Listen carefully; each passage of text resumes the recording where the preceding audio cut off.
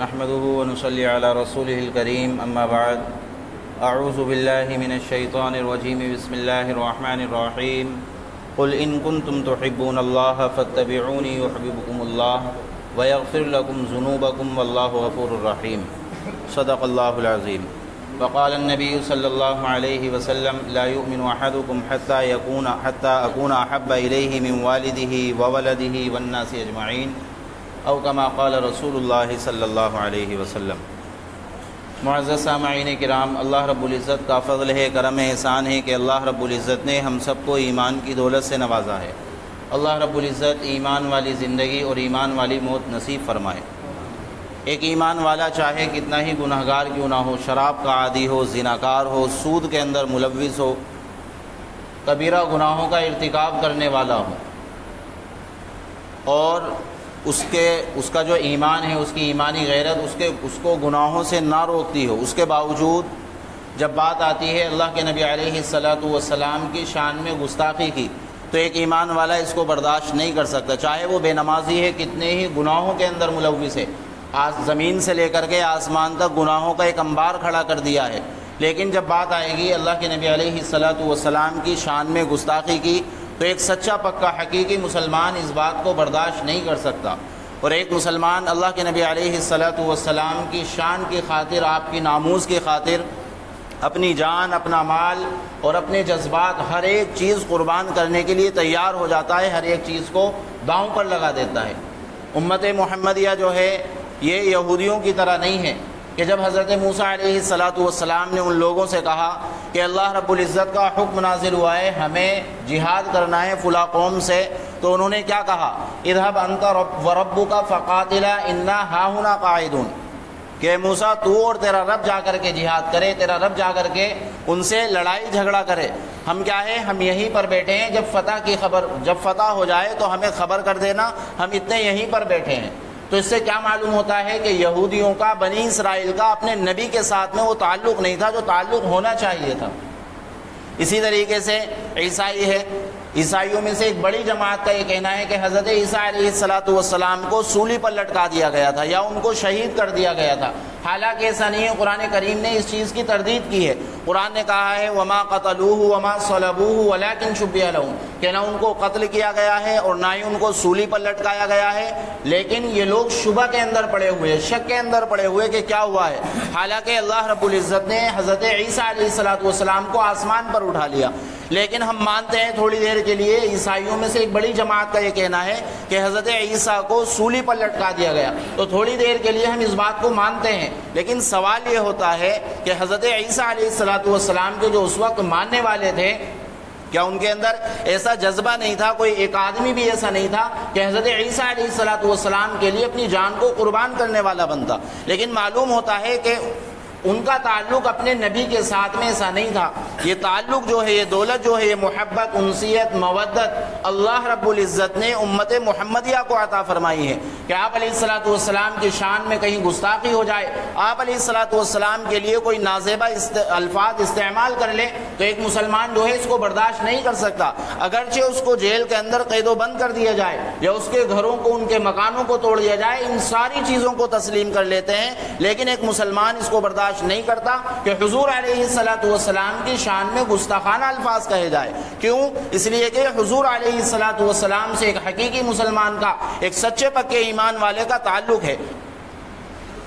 اللہ کے نبی علیہ السلام نے فرمایا کہ حدیث کے اندر لا یؤمن احدکم حتی اکون احب الیہ من والدہ وولدہ والناس اجمعین، کہ تم میں سے اس وقت تک کامل ایمان والا، ایک سچا پکا مسلمان، مکمل ایمان والا اس وقت تک نہیں ہو سکتا جب تک کہ اس کی جو اولاد ہے، اس کے جو ماں باپ ہے، والناس اجمعین، اور تمام لوگ جو ہیں، دنیا بھر کی تمام چیزیں ہیں، ان چیزوں سے زیادہ میں محبوب نہ ہو جاؤں۔ حضور علیہ السلام فرما رہے ہیں کہ یعنی میری محبت زیادہ ہونی چاہیے اپنی اولاد کے مقابلے میں، میری محبت زیادہ ہونی چاہیے اپنے مال کے مقابلے میں، اپنے کام کاروبار کے مقابلے میں، ہر ایک چیز سے بڑھ کر کے جب میری محبت ہوگی تو حضور فرما رہے ہیں پھر یہ سچا پکا مسلمان ہے، ورنہ یہ سچا پکا مسلمان نہیں ہو سکتا۔ حضرت مولانا اشرف علی تھانوی رحمۃ اللہ علیہ کے پاس میں ایک آدمی آیا اور ان صاحب نے آ کر کے یہ حدیث پیش کی کہ اللہ کے نبی علیہ الصلوۃ والسلام نے فرمایا ہے کہ میری محبت اپنی اولاد سے، اپنے مال سے، ہر ایک چیز سے زیادہ ہونی چاہیے، لیکن میں تو یہ محسوس کرتا ہوں کہ میرے اندر جو ہے، میرے سینے کے اندر، میرے دل کے اندر نبی کی محبت زیادہ نہیں ہے بلکہ اولاد کی محبت زیادہ ہے۔ تو حضرت مولانا اشرف علی تھانوی رحمۃ اللہ علیہ نے کہا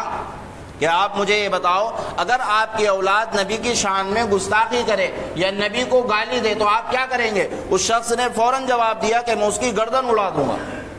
اپنی اولاد کی گردن اڑا دوں گا اگر نبی کی شان میں کوئی گستاخانہ الفاظ کہے یا گستاخی کہی یا گالی دی۔ تو حضرت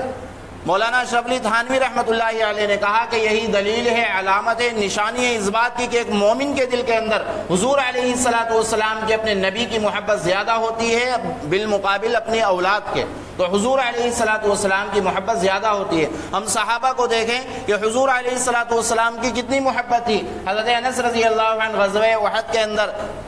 جنگ کر رہے ہیں اور معلوم ہوا یہ افواہ اڑی کہ حضور علیہ الصلوۃ والسلام اس دنیا سے رخصت ہو گئے، آپ کو شہید کر دیا گیا، نعوذ باللہ، یہ افواہ اڑی۔ تو حضرت انس رضی اللہ عنہ کیا کہہ رہے ہیں کہ اب جینے کا کیا فائدہ، جب حضور علیہ الصلوۃ والسلام اس دنیا کے اندر نہیں رہے تو میں اس دنیا کے اندر رہ کر کے کیا کروں گا۔ ایسی محبت حضور علیہ الصلوۃ والسلام سے۔ غزوہ بدر سے پہلے جب اللہ کے نبی علیہ الصلوۃ والسلام بدر میں پہنچتے ہیں، اس جگہ پہنچتے ہیں جہاں پر جنگ ہونی ہے، تو آپ علیہ الصلوۃ والسلام کا اور صحابہ کا جنگ کا ارادہ نہیں تھا، بلکہ ابو سفیان جو ہے ملک شام گئے ہوئے ہیں، ابھی تک اسلام کے اندر ایمان والے نہیں بنے، اسلام کے اندر داخل نہیں ہوئے، تو ملک شام گئے ہوئے ہیں اور جنگ کے ساز و سامان خریدنے کے لیے گئے ہوئے۔ اب ظاہر سی بات ہے کس کو تکلیف پہنچائیں گے؟ مسلمانوں کو۔ تو حضور علیہ الصلوۃ والسلام اور آپ کے صحابہ یہ نکلے ان کو روکنے کے لیے، تو ابو سفیان نے وہاں سے اطلاع دی مکہ کے اندر، تو مکہ والے جو ہے تقریباً 950 یا 1000 کا لشکر لے کر کے نکلے حضور علیہ الصلوۃ والسلام کے مقابلے کے لیے کہ ہمارے لشکر کو کیوں روک رہے ہیں۔ ادھر ابو سفیان جو ہے وہ دوسرا راستہ بدل کر کے سمندری ساحلی راستے سے مکہ پہنچ گیا۔ تو ابو سفیان نے پھر اپنے لشکر کو، اپنی قوم کو روکا بھی کہ تم واپس آ جاؤ، لیکن ابو جہل نے کہا کہ نہیں، ہمارے جو قدم ہیں ایک بار اڑ گئے ہیں، اب ہم واپس آنے والے نہیں ہیں۔ تو چونکہ وہ بھی اب بدر کے اندر پہنچے تو حضور علیہ الصلوۃ والسلام کا اور صحابہ کا جنگ کا ارادہ نہیں تھا، تو حضور علیہ الصلوۃ والسلام نے صحابہ کو جمع کیا، مشورہ کیا کہ بتاؤ ہمیں کیا کرنا چاہیے، جنگ ہمارے سر پر ہے، دشمن ہمارے مقابلے کے لیے نکلا ہوا ہے، ہمیں کیا کرنا چاہیے۔ تو حضرت ابوبکر صدیق رضی اللہ عنہ کھڑے ہوئے، حضرت عمر رضی اللہ عنہ کھڑے ہوئے اور کہا کہ یا رسول اللہ، ہم جان نثاری کے لیے تیار ہیں، ہم جان قربان کرنے کے لیے تیار ہیں، بس آپ ایک اشارہ کریں۔ اللہ کے نبی علیہ الصلوۃ والسلام خاموش رہے۔ پھر مقداد ابن اسود رضی اللہ عنہ کھڑے ہوئے اور کہا کہ یا رسول اللہ، ہم قوم موسیٰ کی طرح نہیں ہیں کہ جنہوں نے کہہ دیا تھا کہ اذهب انت وربک فقاتلا انا هاهنا قاعدون، کہ آپ جائیے اور آپ کا رب جائے، ہم تو یہیں پر بیٹھے ہیں، ہم جنگ کے لیے آپ کے ساتھ میں نہیں جائیں گے۔ تو ہم ان کی طرح، یہودیوں کی طرح نہیں ہے کہ جو آپ کا ساتھ چھوڑ دیں گے، ہم آپ کے دائیں سے، بائیں سے، پیچھے سے، آگے سے، ہر جگہ سے ہم آپ کی حفاظت کریں گے اور ہم آپ کے ساتھ میں لڑیں گے قدم سے قدم ملا کر کے۔ تو اللہ کے نبی علیہ الصلوۃ والسلام کے چہرے پر کچھ خوشی کے آثار ظاہر ہوئے، لیکن یہ حضرات مہاجرین ہیں، ابھی انصار میں سے کسی کا کوئی جواب نہیں آیا۔ آپ علیہ الصلوۃ والسلام بار بار حضرات انصار کی طرف دیکھ رہے ہیں، تو وہاں سے حضرت سعد ابن معاذ رضی اللہ عنہ کھڑے ہوئے، عرب کے شیروں میں ان کا شمار نوجوان تھے، یہ کھڑے ہوئے اور انہوں نے کہا کہ یا رسول اللہ، ہم آپ پر ایمان لے آئے ہیں، ہم آپ کی تصدیق کرتے ہیں، جیسا آپ ہمیں حکم دیں گے ہم اس کو کرنے کے لیے تیار ہیں، ہماری جان بھی، ہمارا مال بھی، ہمارے جذبات بھی، سب کچھ آپ کے حوالے ہیں، آپ جتنا چاہیں ہمارے مال میں سے خرچ کر سکتے ہیں، اور ہماری جانوں کو اگر آپ کہیں کہ سمندر میں کود پڑو تو بغیر کسی وجہ کے، بغیر کسی چوں چرا کے ہم سمندر کے اندر کود پڑیں گے۔ جب حضرت سعد ابن معاذ رضی اللہ عنہ نے ایسا کہا تو اللہ کے نبی علیہ الصلوۃ والسلام کو خوشی ہوئی۔ پھر تاریخ گواہ ہے اس دنیا کے اندر کہ 313 صحابہ تھے اور سامنے جو ہے 950 یا 1000 کا لشکر تھا، اور اللہ رب العزت نے فتح عطا فرمائی۔ تو کس وجہ سے فتح عطا فرمائی اللہ رب العزت نے؟ ان کی محبت کی وجہ سے، کہ حضور علیہ الصلوۃ والسلام سے کتنا لگاؤ تھا۔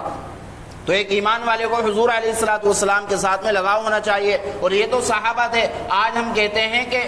جو صحابہ کا ایمان تھا آج وہ ایمان نہیں رہا، ہم یہ کہتے ہیں، جبکہ ہم دیکھیں ابھی مہاراشٹر کے اندر اللہ کے نبی علیہ الصلوۃ والسلام کی شان میں گستاخانہ الفاظ کہے گئے تو مسلمان کس طریقے سے روڈ پر نکل آیا. 82,000 تقریباً کاریں تھی احتجاج کرنے والوں میں, ریلی نکالنے والوں میں 82,000 کاریں تھی اور 11,000 جو تھی وہ موٹر بائک تھی اور تقریباً 126 بسیں تھی اور ہزاروں لاکھوں کروڑوں کی تعداد میں جو تھے وہ لوگ پیدل تھے. ہندوستان کی تاریخ میں دوسرے یا تیسرے نمبر پہ پروٹیسٹ تھا, ریلی تھی, اتنی بڑی جن سنکھیا تھی. تو کیوں یہ سب آئے اپنا کام کاروبار چھوڑ کر کے, اپنا کھانا پینا چھوڑ کر کے, کہ نبی علیہ الصلوۃ والسلام کی شان کے اندر اگر گستاخی ہوگی تو ہم کچھ برداشت نہیں کریں گے. اس لیے مسلمان آئے اطمینان کے ساتھ میں. اسی طریقے سے جھارکھنڈ کے اندر 3 سال یا 4 سال پہلے ابھی وہاں پر بھی اللہ کے نبی علیہ الصلوۃ والسلام کی شان کے اندر گستاخی کی گئی. تو جب گستاخی کی گئی مسلمان اطمینان کے ساتھ ریلی نکال رہے تھے,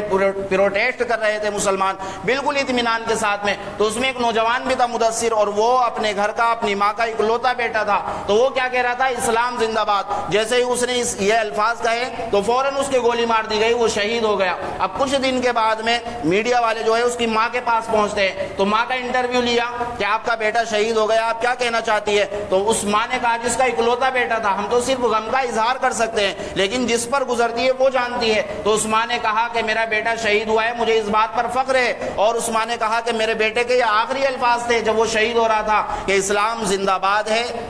اسلام زندہ باد, اس کے یہ الفاظ تھے. تو اس ماں نے کہا کہ اسلام زندہ باد تھا, اسلام زندہ باد ہے اور ہمیشہ اسلام زندہ باد رہے گا. تو ایسی مائیں بھی ابھی اس دنیا کے اندر ہے. تو ایک ایمان والے کا تعلق اللہ کے نبی علیہ الصلوۃ والسلام کی ذات اقدس سے ایسا ہونا چاہیے, اور الحمدللہ ایسا ایک مسلمان کا تعلق اللہ کے نبی علیہ الصلوۃ والسلام کی ذات سے ہے بھی. چاہے ایک مسلمان کتنا ہی گناہگار کیوں نہ ہو, سالوں سال مسجد کے اندر نہ آتا ہو, لیکن جب بات آئے گی آپ علیہ الصلوۃ والسلام کی شان میں گستاخی کی تو مسلمان اس کو برداشت نہیں کر سکتا. تو آج میرے اس بات کی ضرورت ہے کہ ہم صبر کرتے ہوئے اپنے ایمان پر جمے رہیں. یہ اللہ رب العزت کی طرف سے حالات ہیں. اللہ رب العزت حالات بھیجتا ہے, کس لیے حالات بھیجتا ہے؟ اللہ چاہتا ہے کہ میں ان کو اوپر حالات بھیجوں اور یہ مجھ سے رجوع ہو جائے, میری طرف آ جائے. اللہ کیا کہتا ہے قرآن کریم کے اندر, حسبتم ان تدخلوا الجنہ ولما یأتکم مثل الذین خلوا من قبلکم. اللہ کہتا ہے کہ تم یہ گمان کرتے ہو کہ تم جنت کے اندر ایسے ہی چلے جاؤ گے. تمہاری آزمائش ہوگی, تم کو تپایا جائے گا, تم کو ستایا جائے گا, طرح طرح کے تمہارے امتحان لیے جائیں گے, تمہیں جیلوں کے اندر قید و بند کیا جائے گا,